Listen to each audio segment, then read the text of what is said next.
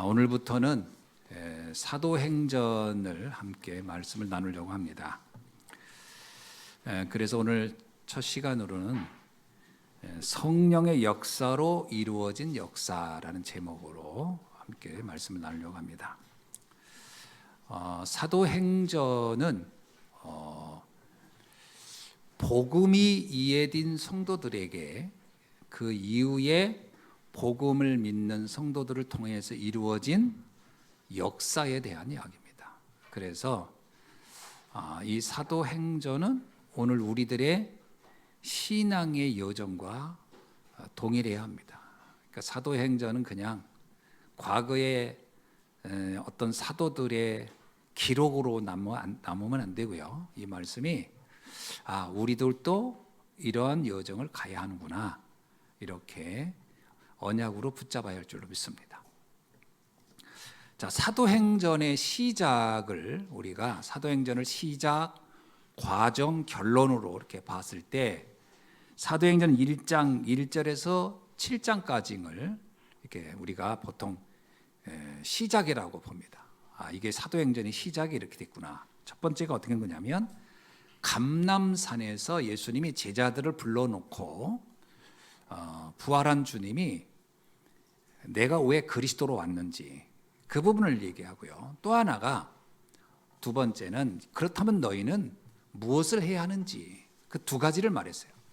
하나는 내가 그리스도다, 그 부분을 강조했고, 또 하나가 이제 그렇다면 너희들은 이 그리스도인 내 비밀을 가지고 나가서 세상을 하나님의 나라로 만들어야 한다. 이게 두 번째 미션이었습니다. 이들이 이 말을 깨닫고 나서 뭘 했냐면 마가다락방에 모여서 기도하기 시작했어요. 실제로 이 말씀을 믿은 거죠. 하나님은 우리를 통해서 세계복음화를 하려고 하는구나. 그리고 모여서 그들이 사도행전 1장 14절에 보니까 오로지 기도에 힘썼다. 기도했더니 어떤 일이 일어났냐, 오순절 날이 되었을 때, 그게 왜 오순절 날이 중요하냐면 6월절 날 이들이 사실 모이기 시작한 거거든요. 6월절 날은 유대인들이 다 모일 때예요. 그때 예수님은 감람산에서 제자들을 모아놓고 메시지를 한 겁니다. 그리고 나서 오순절이 되는 오순절이 됐던 때가 되니까 어떤 일이 일어났느냐, 그들에게 성령의 역사가 뭔지를 체험하는 일이 일어났어요. 그 중에 하나가 15나라 사람들이 이들이 모인 곳으로 찾아온 거예요. 그때 이들이 깜짝 놀란 거예요. 성령 충만 받으면 복음이 증거된다고 했는데 이제 복음을 들으러 오는 사람이 있구나. 그러면서 이들은 굉장히 놀라운 체험을 하게 되죠. 그리고 나서 이들이 무슨 일을 했냐, 이 복음을 정말 필요한 사람이 있지 않겠냐. 그리고 나가서 성전 미문의 안진뱅이, 나면서부터 장애인으로 있던 사람에게 복음을 증거했어요. 베드로, 요한이 그렇게 했죠. 그랬더니 기적이 일어난 겁니다. 안진뱅이가 일어나는 사건이 일어난 거예요. 이 사람의 운명이 완전히 바뀌어버린 거예요. 자, 이렇게 되면서 이 사건이 예루살렘에 큰 소동을 일으킵니다.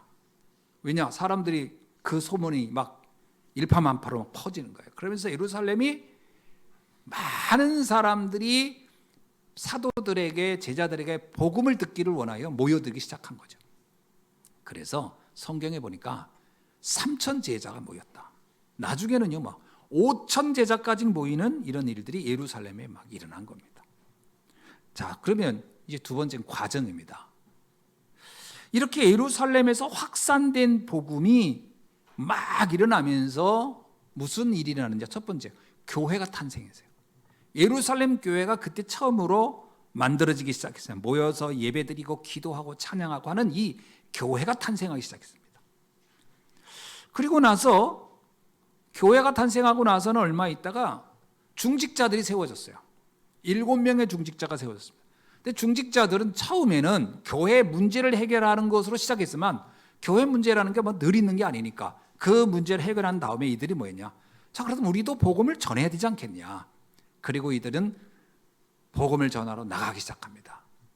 스데반은 예루살렘에서 담대하게 사람들에게 막 복음을 전하기 시작해요. 그리고 빌립이라는 사람은 이 복음이 못 들은 지역을 가야 되겠다. 그래서 사마리아로 내려가서 복음을 전하기 시작합니다. 그리고 광야에서요, 에디오피아 내시를 만나서 복음을 전합니다. 자, 결국 복음이 예루살렘을 시작으로 해서 이제 드디어 유대 땅, 사마리아, 심지어는 저 머나먼 에베소서 에디오피아까지 복음이 이렇게 증거되는 역사가 일어나기 시작한 거죠. 이제 복음이 점점 확산되기 시작하는 겁니다. 그러더니 어떤 일이 일어나느냐? 이게 막 이렇게 우리가 보면 어떤 의미에서 굉장히 좋은 일이 막 일어난 거죠. 근데 이게 일어나면서 핍박도 시작되기 시작한 겁니다. 가장 먼저 핍박이 시작한 건 유대교예요. 유대교는 예수님을 메시아로 절대로 인정하지 않는 사람들이거든요. 이 사람들은 예수님은 메시아가 될 수 없다고 봤던 거예요. 일단 출생부터가 마음에 안 들었어요. 목수의 아들로 태어났다는 것도 마음에 안 들었죠. 우리는 메시아는 예루살렘을 뿐만 아니라 이 유대를 해방시킬 만한 영웅을 기다렸는데 예수님은 영웅하고 거리가 너무 멀었어요. 또 하나는 예수님이 그렇게 목수의 아들로 태어났을 뿐만 아니라 하고 다니는 모습도 이들은 절대 메시아 같지가 않았어요. 그래서 예수를 메시아로 믿는 사람들을 이단으로 정죄하기 시작한 겁니다. 그러면서 예수를 자꾸 믿는데 문제는 뭐냐? 예수를 믿으면서 역사가 막 일어나는 거예요. 근데 그 역사는 자기들이 기대한 역사가 아니에요. 유대인들은 예수가 만약에 메시아다 그러면 일단 로마에 대하여 먼저 항거를 한다거나 이스라엘을 막 독립시킨다든가 뭐 이런 눈에 보이는 어떤 그 현상적으로 우리들에게 피부로 와닿는 변화를 일으키는 사람이라고 기대했는데 예수는 정반대였어요. 사람들의 근본의 문제를 해결해 주고요. 그들이 절대로 행복할 수 없는 그 행복의 근원에 답을 주고 이러니까 유대인들이 볼 때 저거는 메시아가 될 자격이 없다 생각하고 예수를 핍박하기 시작했습니다. 그럼 나중에 예수를 죽였죠. 그런데 문제는 뭐냐면 그 예수를 따르는 이들이 사라질 줄 알았거든요. 그러면 근데 예수를 따르는 사람들이 당분간 잠잠하고 흩어진 줄 알았더니 그들이 다시 모여서 복음을 전하기 시작하는 겁니다. 예수가 그리스도라고 전하기 시작하니까 이거 그냥 놔뒀다는 안 되겠다. 그래서 했던 게 뭐냐면 스데반을 제일 먼저 순교하게 만들고 스데반을 죽인 거예요. 자, 이 일이 본격적으로 박해의 시작이 된 겁니다. 이제 유대인들은 너도 나도 기독교인만 잡으면 이제 죽여도 된다는 그야말로 암묵적인 이제 서로 동의가 돼버린 거예요. 그러면서 너도 나도 기독교인들을 박멸하려고 어마어마한 일들이 일어나기 시작한 거죠. 자, 이렇게 되니까 예루살렘에 있던 제자들은 또 성도들은 더 이상 버틸 수가 없었습니다. 일부는 조용히 숨어 있기도 하지만 대부분 사람들은 예루살렘 밖으로 흩어지기 시작한 거죠. 막 흩어지기 시작한 겁니다. 그때 예루살렘 교회의 특징이 하나 있었어요. 예루살렘 교회가 유대인 중심으로 교회가 되다 보니까 이들은 이런 생각했어요. 하나님은 우리 선택한 우리 유대인을 중심으로 그리스도를 알게 했고 우리 유대인을 중심으로 세계복음화를 하는 것이라고 생각을 했어요. 그래서 유대인에게만 복음 전한다고 생각을 했거든요. 그게 예루살렘 교회가 가졌던 한계였어요. 이방인들은 복음을 듣기에는 한참 모자란다고 생각을 한 거예요. 왜냐? 그들은 성경도 몰라. 할례도 안 받았어. 거기다 정결 예식 같은 것도 몰라. 근데 그들이 이 복음을 설명하면 알아듣겠나? 그래서 이 유대인들은요, 철저하게 유대인에서 기독교인들은 유대인에게만 복음을 전한다고 생각을 하고 있었거든요. 이건 하나님 뜻이 아니었던 겁니다. 그래서 하나님은 어떤 의미에서 스데반의 사건을 통해서 흩으셔서 이 모든 제자들이 이방 땅으로 저 머나먼 유대 땅 너머의 지역으로 흩어지기 시작합니다. 그 중에 대표적으로 제자들이 모인 곳이 어디냐? 안디옥이었습니다. 안디옥이라고 하는 것은 유럽으로 가는 길목이거든요. 그곳에 이제 사람들이 몰려서 있기 시작했어요. 거기까지는 유대인들의 아직 손이 미치지 않으니까 그 안디옥에 모여서 예배를 드리기 시작했습니다. 근데 그들은 그곳에 와서 생각이 바뀌었어요. 저 막 핍박하고 막 박해하고 예수 예자만 꺼내도 막 흥분하고 막 분노하는 유대인들보다는, 아니 전혀 성경도 모르고 뭐 이거에 대해서 관심도 없는 사람들에게 이 복음을 설명했더니 이들이 반응이 훨씬 좋은 거예요. 이들이 더 예수를 믿는 거에서 감동적인 거예요. 그래서 안디옥 교회가 비로소 이방인들에게 복음을 전해보기 시작한 겁니다. 그랬더니 이게 웬일입니까? 이방인 중에요 막 제자들이 막 일어나는 거예요. 막 복음에 막 감격하는 날. 그때 이들이 아는 거야. 아, 이 복음은 유대인을 위해서만 준 게 아니고 유대인을 넘어서 전 세계로 확산되기를 원하는 거구나. 이걸 이제 이들이 깨닫게 된 거죠. 그러면서 이제 복음은 점차 이제 이스라엘과 유대교를 넘어서 전 세계로 확산되어질 수 있는 전환점을 맞이합니다. 그때 나타난 인물이 있어요. 누구냐? 기독교를 그렇게 앞장서서 핍박하던 사람이 어느 날 복음을 알아듣고 충격받고 변화된 사람이 하나 있어요. 그 사람이 누구냐? 바울입니다. 이 바울이 어디서 훈련받았냐? 안디옥 교회에서 훈련받은 거예요. 안디옥에서 복음에 대해서 체계적인 훈련을 받고 나더니 이 바울이 그때 결단합니다. 아, 나는 물론 유대인들도 복음 전해서 살려야 되지만 하나님은 나를 이방인의 사도로 세우셨다. 나는 이방인을 위해서 나는 복음 전하다 가야 되겠다.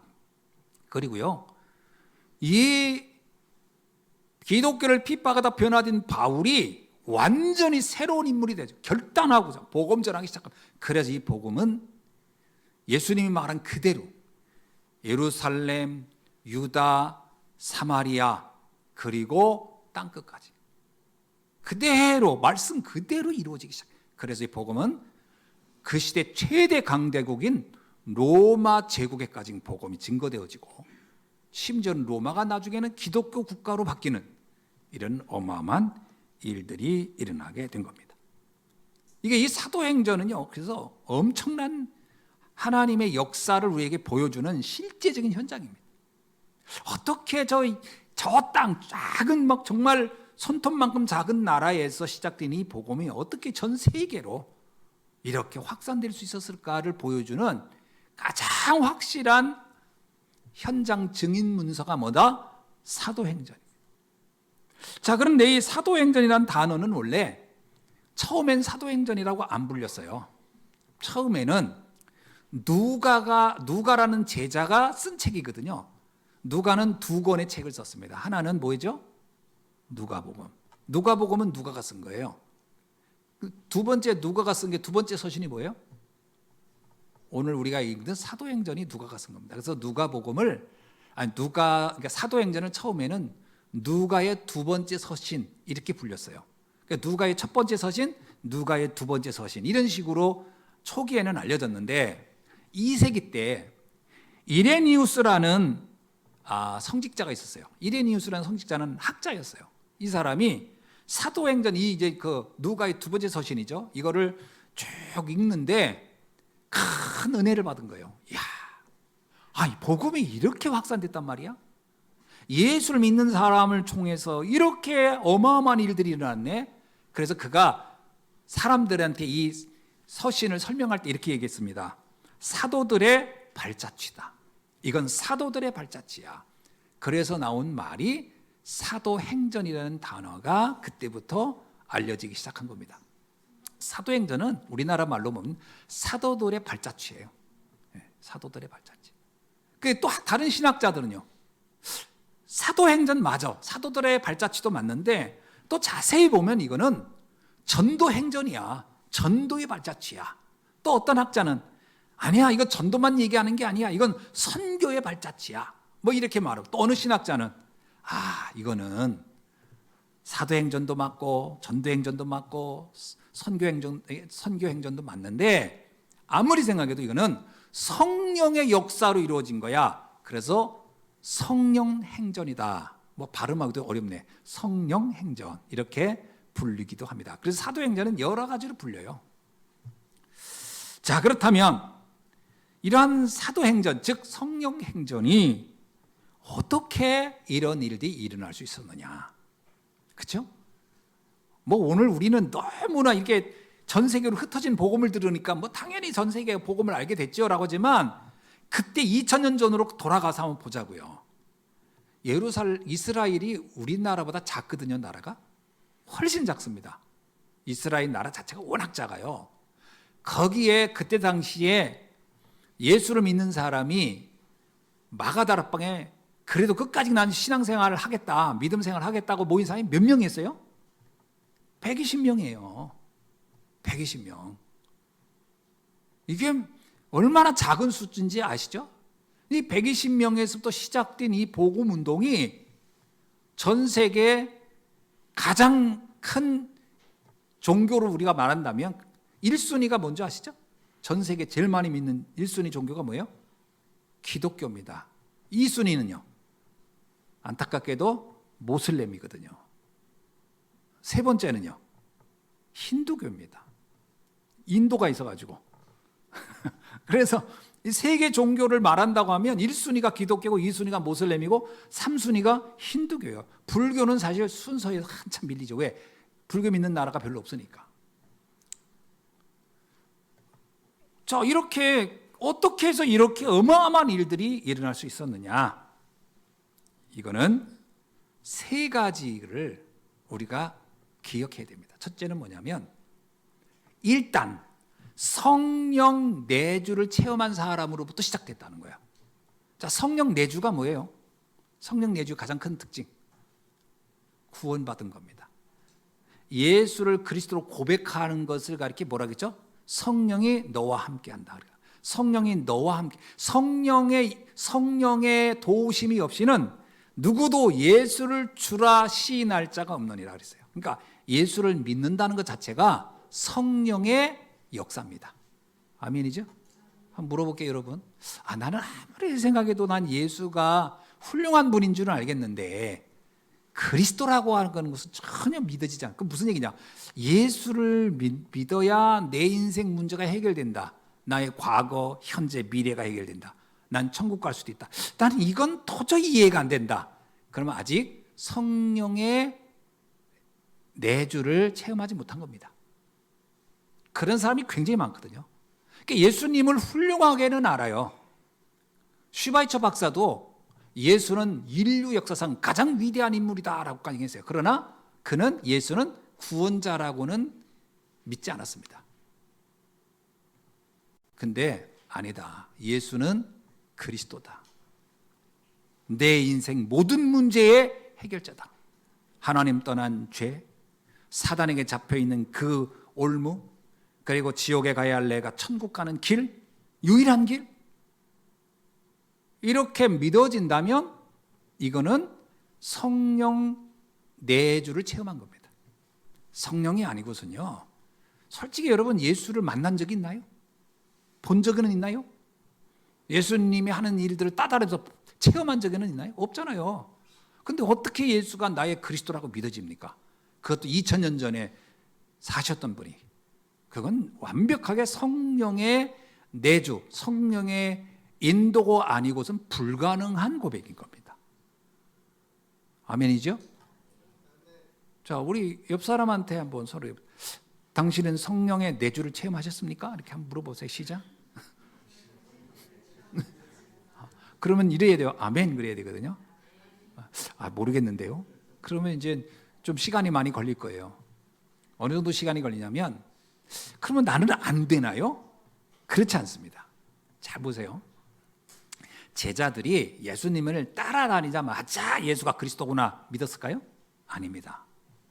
예수님이 죽은 자를 살려내고 막 병든 자 치유하고 무리를 걷는 걸 보고 나서 예수가 그리스도구나 그렇게 믿었을까요? 아닙니다. 그래도 예수는 그냥, 제자들은 와 대단한 분이네, 엄청난 분이네, 이 정도였지 그리스도구나 라고는 믿어지지 않았어요. 여러분, 가룟 유다가요 예수님을 굉장히 존경하고 따랐지만 예수가 그리스도라고 믿어지지는 않았거든요. 도마도요 끊임없이 의심이 있었어요. 정말일까? 이 사람이 정말일까? 왜냐하면 유대인들은 다 예수라는 사람이 그리스도가 될 수 없다고 계속 얘기했기 때문에 이 도마도요, 그런 얘기 듣다 보면 그래, 그 말이 맞는 것 같기도 하고, 저 말이 맞는 것 같기도 하고 왔다 갔다 했거든요. 심지어는 예수님이 부활했을 때요, 그게 진짜 부활한 건가? 끊임없이 의심했던 것이 제자들이에요. 그렇게 예수가 그리스도로 단번에 믿어지는 게 아니거든요. 예수님이 답답했으니까 도마한테, 야, 나 여기 한번 네 만져나 봐라. 내가 진짜 죽었다 살아난 그리스도인지 아닌지. 그때 도마가 그때서 주여, 이제 내가 알겠나이다. 이렇게 되잖아요. 시간이 많이 걸려. 그럼 몇 년 걸린 거예요? 3년 걸려요. 3년.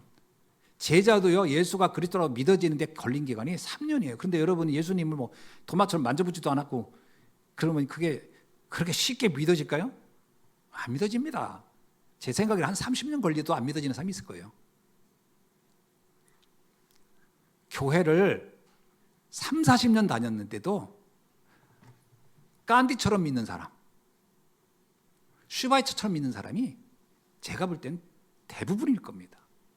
그냥 예수는 훌륭한 분이에요. 뭔가 배울 게 좀 있나 하고 따라다니는 거예요.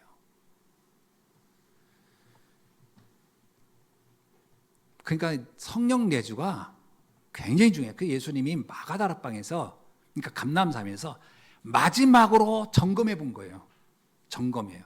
정말 나를 그리스도로 체험하고 믿나? 그래서 감람산으로 불렀을 때 거기에 온 사람은 120명인 거예요. 예수님 따라다닌 사람은 수천 명이었어요. 그렇잖아요. 아니 뭐 수천 명을 광야에서 물고기와 보리떡으로 먹이고 다 했잖아요. 그 수천 명 중에 끝까지 예수는 그리스도가 맞구나 하고 몰린 사람은, 찾아온 사람은 120명에 불과했다. 그러니까 여러분이 오늘 이 시간 예수가 그리스도가 믿어졌다, 이거는 사실 기적 중에 기적입니다. 아멘? 그렇잖아요. 아니 그 예수님의 제자들도 잘 안 믿어졌던 걸 내가 믿어진다. 그것도 예수님하고 만나본 적도 없는데 기적 중에 기적 아니에요? 이게 성령의 역사라고 하는 겁니다. 성령이 하시는 일. 오늘 그 비밀이 체험되기를 주의 이름으로 축원합니다. 자, 그 다음에 이 체험한 이 제자들이 어땠냐?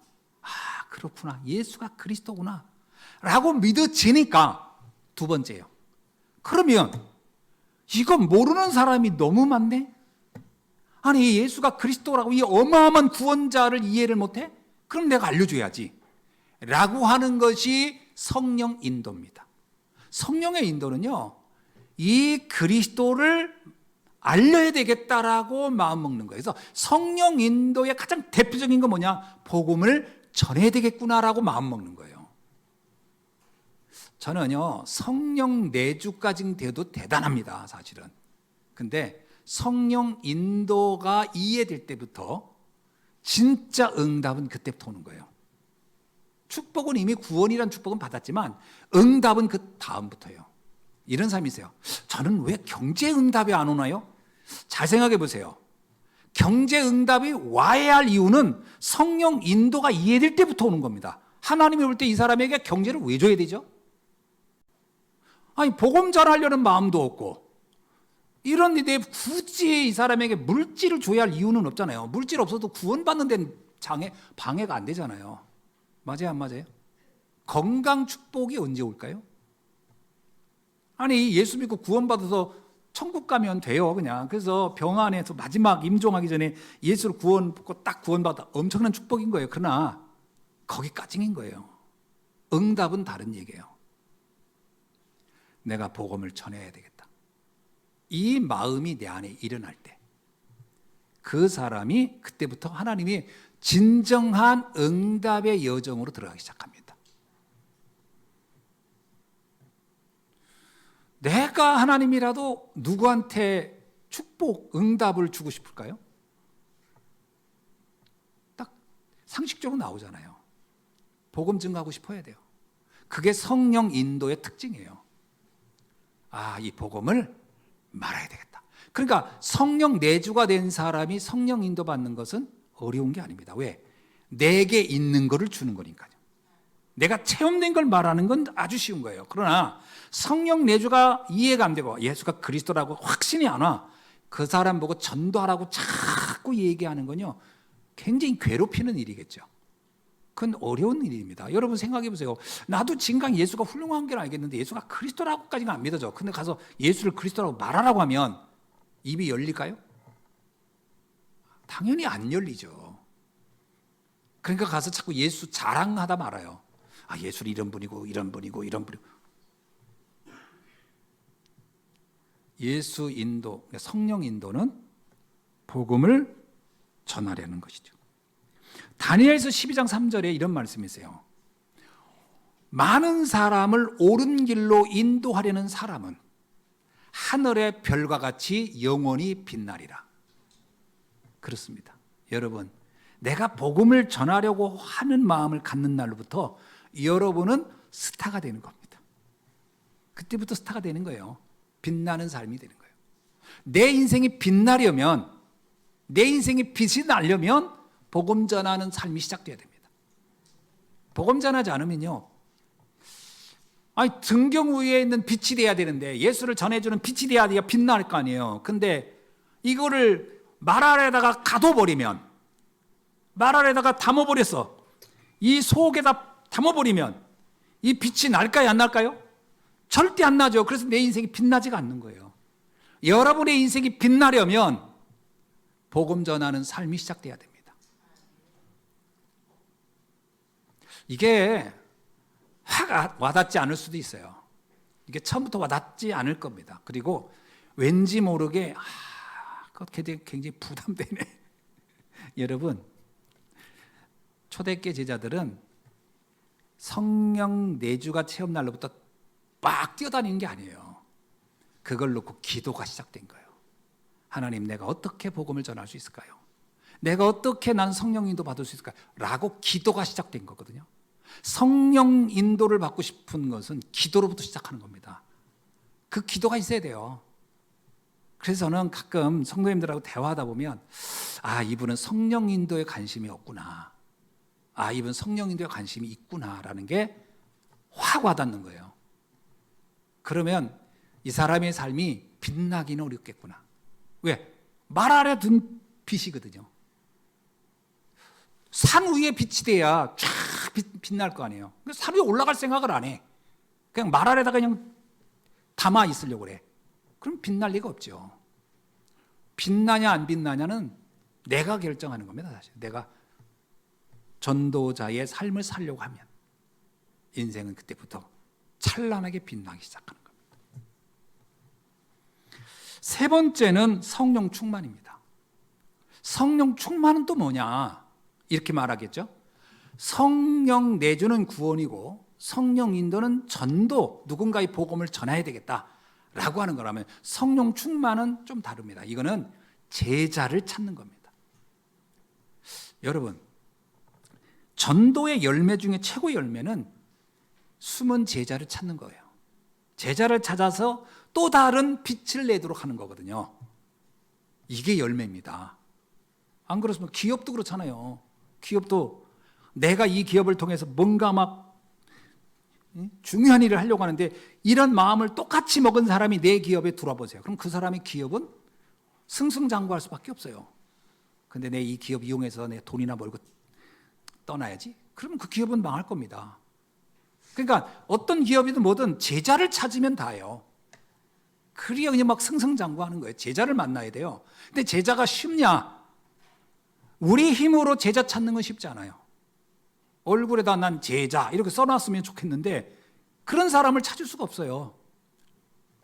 제자는 너무나 소중하기 때문에 숨겨놨다는 거예요. 하나님이 숨겨놨어요. 그래서 마치 보물찾기 하듯이 하는 겁니다. 제자를 어떻게 찾느냐? 복음을 증거해 봐야 돼요. 복음을 증거해 보면 제자는 반응이 달라요. 제자는 아무런 조건을 가지 않아요. 뭐 인간적으로 잘해줘야 한다. 뭐 제자는 그렇지 않습니다. 제자는 복음에만 반응하거든요. 그게 제자거든요. 그렇잖아요. 사명에만 반응하는 사람을 찾는 거예요. 애국자는 누구죠? 아무런 대가를 원하지 않고 난 국가를 위해서 생명을 걸겠다. 그 국가의 제자잖아요. 그게 국가 제자예요. 그러니까 독립운동한 사람들이 뭐 대가를 바라고 한 게 아니에요. 그냥 난 국가가 너무 중요해. 그래서 그들은 생을 걸고 국가를 위해 산 거예요. 그게 국가의 제자인 거예요. 그들이 나라를 살려 가는 거죠. 똑같습니다. 복음 제자는 누구죠? 복음을 위해 생을 걸겠다는 사람이 나오는 거예요. 그게 바로 성령의 역사입니다. 자, 잘 보세요. 숨은 제자는 우리의 능력으로 못 찾습니다. 우리가 뭐 공부를 해가지고 막 연구해서 제자를 그럴 수는 없어요. 불가능합니다. 잘 보세요. 바울이 아시아에 가서 복음 전하고 싶어 했어요. 성령 인도 받고 싶어 했어요. 아시아 가서. 그런데 성령 인도를 넘어서 바울의 마음속에는 난 제자도 찾아야 되겠다. 제자 찾겠다는 마음이 가득했거든요. 그런데 그거를 누가 도와줬냐? 성령이 도와줬어요. 바울에게 그랬어요. 아시아 가면 지금 제자 못 찾는다. 마게도냐로 가라. 그래가지고 아시아의 문이 계속 막히고요. 생각지 않게 마게도냐로 가게 됐어요. 마게도냐로 갈 때 떠오른 게 있었어요. 과거에 우연히 마게도냐 사람을 하나 만난 적이 있는데 그때 그 사람이 나를 좀 도와주세요 라고 하는 소리를 들은 적이 있어요. 아, 이 사람일 수도 있겠구나. 그리고 그는 마게도냐로 갑니다. 갔더니 누가 있었어요? 주께서 루디아의 마음을 열어 성령께서 준비시킨 사람이 있었던 거예요. 그게 루디아였어요. 그게 야손이었어요. 그게 브리스 아굴라였어요. 그게 로마서 16장 사람이었어요. 자, 그래서 뭐죠? 성령 인도를 받고자 하는 내가 제자를 찾아야 되겠다는 마음을 담고 기도하고 움직일 때 그때부터 성령의 충만함이 강권적으로 역사하기 시작한다는 겁니다. 그래서 세계복음화는 내 힘으로 하는 게 아닙니다. 성령께서 하는 거죠. 그래서 예수님이 이런 말씀한 거예요. 오직 성령이 너에게 임하시면 너희가 권능을 받고 예루살렘에서 유다, 사마리아 땅끝까지 이르러 내 증인이 되게 하리라. 성령이 하시겠다는 거예요. 이게 초대교회 성도들이 제자들이 깨달은 비밀입니다. 아, 이거구나. 오늘 우리 예수한교회 성도님들도 이 비밀이 사실적으로 깨달아지길 주의 이름으로 축원합니다. 이 마음이 생겨야 돼요. 근데 이런 말을 전할 때 우리가 자꾸 착각하는 게 뭐냐면 종교적인 열심이에요. 그러면 오늘부터 뭘 막 해야 되나? 아닙니다. 시작은 기도로부터 하는 겁니다. 기도가 사실은 답니다. 왠지 아세요? 기도는 내 마음에 하나님의 보좌의 열정을 담는 거예요. 내 안에 불이 붙어야 이 불이 확산되어 가는 거예요. 내가 불도 안 붙었는데 내 안에 뜨거운 마음도 안 생겼는데 이게 된다? 불가능합니다. 여러분, 내 가슴에 불을 붙여야 됩니다. 불 붙이는 게 기도입니다. 기도를 해보세요. 여러분, 나무 하나 불 붙이려도요, 막 해가지고서 나무에다 마찰열을 해가지고 불씨가 돼가지고 후 불면 불이 나는 거예요. 그 기간이 있어야 돼요. 그래야 이게 불이 확 나지. 그냥 나무 가지고 와서 불 붙어라 한다고 불 붙나요? 기도는 내 안에 불을 붙이는 거거든요. 하나님이 나를 통하여 정말 생명 살리는 일을 할 수 있도록 도와주옵소서. 그리고 나는 제자를 찾기를 원합니다. 이 기도가 시작되면 신기하죠? 어느 순간 내 안에 불이 붙기 시작하잖아요. 이 불은 사람들이 알아봅니다. 그리고 그 빛을 향하여 사람들이 찾아옵니다. 추운 데 있는 사람은 따뜻한 데 오고 싶어 하잖아요. 따뜻한 데 옵니다. 오지 말라고 해도. 저 밖에다가 누가 불 펴놓으세요. 저 도나무통 놓고 불 켜보세요. 지나가는 사람 내가 볼 때는 한 10명은 와서 불 찌다 갑니다. 그냥 옵니다. 불이 있으면 사람이 오게 돼 있어요. 근데 불이 없어 보세요. 바깥에 남에 서 있어도 누가 오나? 아무도 안 오는데 내가 차가운데. 나를 뜨겁게 만들어야 돼요. 기도하셔야 됩니다. 자, 마가다라방의 제자들이 그래서 체험한 것 세 가지를 설명드립니다. 자, 이러고 나니까 이들이 눈이 열려요. 엄밀하게 말하면 제자들이 눈이 열린 게 있어요. 세 가지가 열렸어요. 아까 말씀드렸던 성령 내주가 뭔지, 인도가 뭔지, 충만이 뭔지가 눈이 열렸어요. 놀라운 거죠. 그 다음입니다. 두 번째 열린 게 있었어요. 그게 뭐냐면 사단의 역사에 대해서 눈이 열렸어요. 이게 사단의 역사구나. 왜? 안진뱅이를 복음을 전해서 예수 그리스도를 증거해서 그 이름으로 이렇게 세웠어요. 보세요. 평생을 장애인으로 살면서 평생을 남한테 구걸하며 고통스럽게 살던 사람이 복음을 듣고 치유돼서 회복돼서 일어났어요. 그러면 우리가 상식적으로 보면 축하할 일이에요? 저주할 일이에요? 축하할 일이죠. 박수 쳐야 돼요. 너 복 받았구나. 하나님이 너한테 복을 주셨구나. 이래야 되거든요. 근데 어떤 일이 일어났느냐? 이런 엄청난 일이 일어나니까 성경에 보니까요, 바리새인하고 서기관들하고 성전 관리인들이 앞장서서 베드로 요한에게 협박합니다. 절대로 예수의 이름을 말하지도 말고 가르치지도 말라. 거기까진 좋다고요. 안진뱅이한테 가서 말합니다. 누가 너를 이렇게 세웠느냐? 누가 너를 치유했어? 어떤 놈이야? 아니, 안진뱅이 일어났으면 감사하고, 야, 너 진짜 너 축복받았다 그래야 되는데 누가 너를 치유했냐? 치유한 놈이 누구냐? 이 사람이 이럽니다. 예수의 이름이 나를 이렇게 세웠습니다 했더니, 너 어디 가서 다시는 예수가 너를 치유했단 말 하지도 마. 너 그러면 너 가만 안 나와. 너 다시 안진뱅이 만들어 버릴 거야. 이런 어마어마한 짓을 하는 거예요. 그때서 안 거예요, 사도들이. 아, 사단의 역사는 지금도 계속되고 있는데, 특히 복음이 증거되는 현장에는 이러한 박해와 핍박이 일상적이구나. 그리고 이들은 상식이 아니구나. 이들은 자기들의 기득권, 자기들의 이익이 손해보니까 그것만 전전긍긍하고 사는구나. 야, 이런 천하에 이런 나쁜 놈이 다 있나? 여러분 생각해 보세요. 판사가 자기 이익만 생각하고 판단하는 생각해 보세요. 이게 얼마나 황당하겠어요. 경찰이 자기 이익만 생각하고 사람들의 법을 함부로 만든다고 얼마나 황당하겠어요. 딱 그랬던 거예요. 그때 제자들이 느낀 거예요. 사단은 지금도 변함없이 활동하고 있구나. 그렇다면 우리는 영적 전쟁을 해야 된다. 영적 전쟁. 그게 사도들이 깨달은 비밀입니다. 그렇다면 우리는 이 사단과 전쟁을 하는 군사다. 어떤 핍박이 오고 어떤 박해가 와도 어떤 방해가 와도 흔들릴 이유 없다. 왜? 우리는 옳은 길을 가는 거니까. 우리는 생명의 길을 가는 거니까 흔들리지 말자. 그리고요, 담대해지기 시작한 거예요, 도리어. 그러니까 핍박 속에 제자들이 더 강해지는 거예요. 이게 사단이 감당이 안 되는 거예요. 감옥에다 집어넣으면 더 뜨거워지네. 더 기도하고. 순교를 시키면 포기해야 되는데 여기저기서 더 우후죽순으로 막 복음 가진 사람이 일어나니까 감당이 안 돼. 이래야 사단이 굴복하는 거거든요. 오늘 우리는 영적 군사입니다. 여러분 흔들리지 말고 승리하기를 주의 이름으로 축원합니다. 세 번째는 뭐냐? 이 세계복음화라는 것이 어떻게 되는지를 알았어요. 이거는 우리가 하는 게 아니다. 하나님이 주권자가 되고 성령 충만으로 되는 거구나.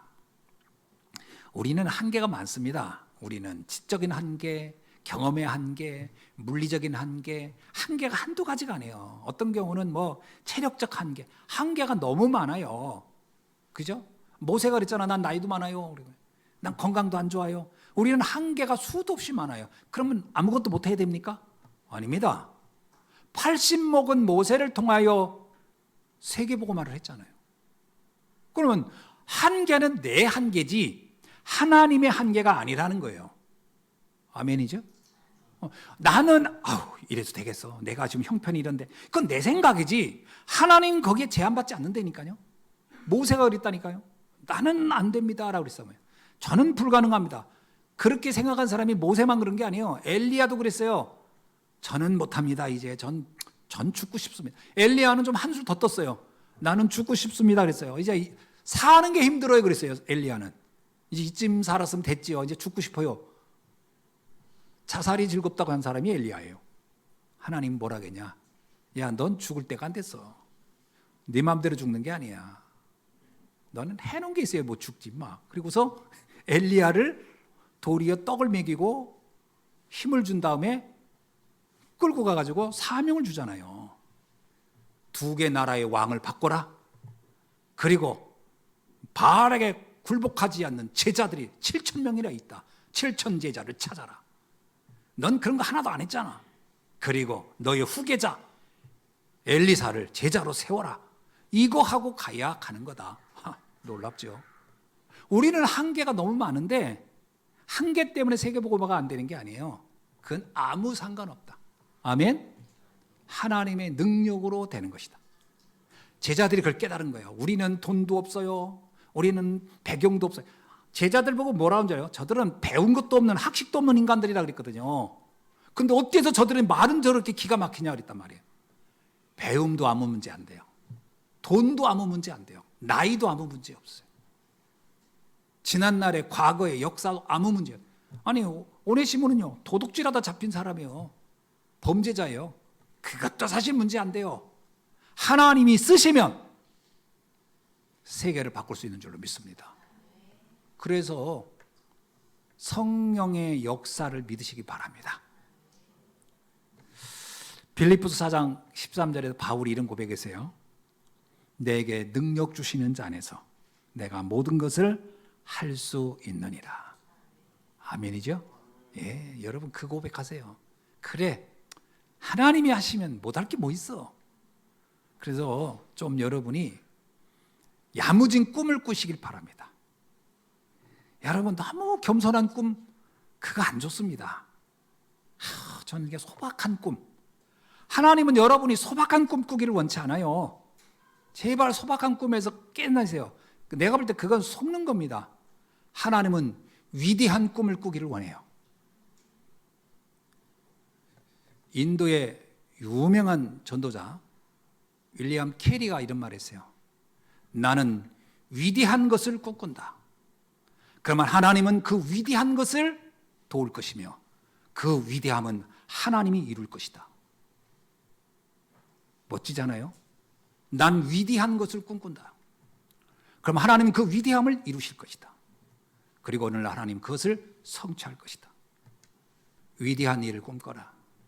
하나님은 위대한 일을 이루실 것이다. 소박한 꿈 꾸지 마세요.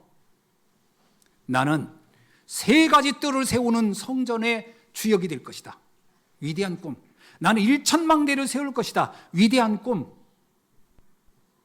꾸시기 바랍니다. 말씀을 맺습니다. 왜 우리는 성령 충만 받아야죠? 첫째는 마귀를 이겨야 되기 때문에. 마귀는요 지금도 우는 사자처럼 끊임없이 공격하는데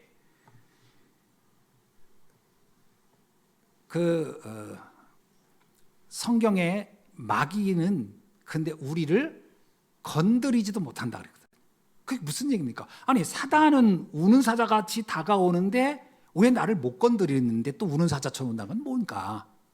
이게 뭐냐면 속이는 거예요. 어마어마하게 마치 내가 망할 것처럼 넌 이것 때문에 넌 끝날 거야. 넌 꼭 죽을 거야. 공격한다는 거예요. 그런데 속이는 거예요. 이거를 누가 정확히 얘기하냐? 존 버년이 이런 거구나를 알아서 그 감옥에 갇혔었거든요. 복음 전하다가. 근데 감옥에 갇히니까 수많은 사람이 너는 여기서 죽을 거야. 넌 이제 여기서 아무도 너를 아는 사람 없어. 네가 여기 갇힌 것도 몰라. 넌 여기서 망할 거야. 그런데 존 버년 생각했어요. 아니야. 이거는 착각이야. 나는 죽지 않아. 나는 여기서 살아나갈 거야. 그렇다면 나 여기서 그냥 언제 죽느냐 맨날 죽음에 대한 두려움만 맞고 살다 갈 게 아니다. 내가 여기서 할 일이 있다. 그래서 존 버니가 거기서요 철로 역정이라는 책을 쓴 겁니다. 책에 중요한 내용이 그거예요. 어느 날 전도자가 걸어가는데 사자가 확 2마리가 달려들어요. 그게 성경에 있는 얘기를 설명한 겁니다. 확 달려드는데 어떻게 되냐? 근데 사자가 나를 물처럼 막 달려들어서 나는 막 공포를 감아있고 꽉 했는데 알고 봤더니 사자 목줄이 걸려있는 사자인 거예요. 그러니까 사자가 내 앞에까지는 달려왔는데 나를 못 물어. 그때 안 거예요. 사자를 나를 공포감은 주었으나 나를 물지는 못한다. 그게 존 버년이 쓴 철로 역정에 나온 중요한 장문입니다. 똑같습니다. 사단은 우리를 마치 망할 것처럼 달려드는지만 나를 물지는 못한다. 근데 겁먹은 같이 가던 동료 하나는 무서워서 도망갔어요. 왜? 걸음아 나 살려라. 왜? 나 죽는 줄 알고. 그 사람은 결국 그 길을 못 가요. 그러나 이 나그네는 갈 수 있잖아 이거. 사자가 옆에서 막 난리를 쳐도 나를 못 물잖아. 그러면서 그 사이를 싹 걸어가는 장면이 나옵니다. 속지 말으셔야 돼요. 성령 충만해야 될 이유, 나를 이겨라. 사단을 이기고 나를 이겨야 돼요. 그리고 또 하나, 땅끝까지 이 사명 감당해야 됩니다. 그러려면 여러분이 날마다 아침에 일어났을 때 제일 먼저 할 일이 있어요. 뭐죠? 나는 누구인가? 여러분, 아침에 일어나서 나는 누구인가 생각해 보시나요? 나는 하나님의 자녀다. 땅에 있는 성도는 존귀한 자다. 시편 16편 3절에 나오잖아요. 땅에 있는 성도는 존귀한 자다. 하나님의 모든 즐거움을 누릴 사람이다. 이런 선언을 하시면서 매일을 승리하는 여러분 되기를 주님의 이름으로 축원합니다. 기도하겠습니다. 하나님 감사합니다. 오늘 주신 성령의 역사로 이루어진 역사, 이 말씀 그대로를 인도받는 우리 예수한교회 성도님들이 되도록 축복해 주옵소서. 예수님의 이름으로 기도하옵나이다. 아멘.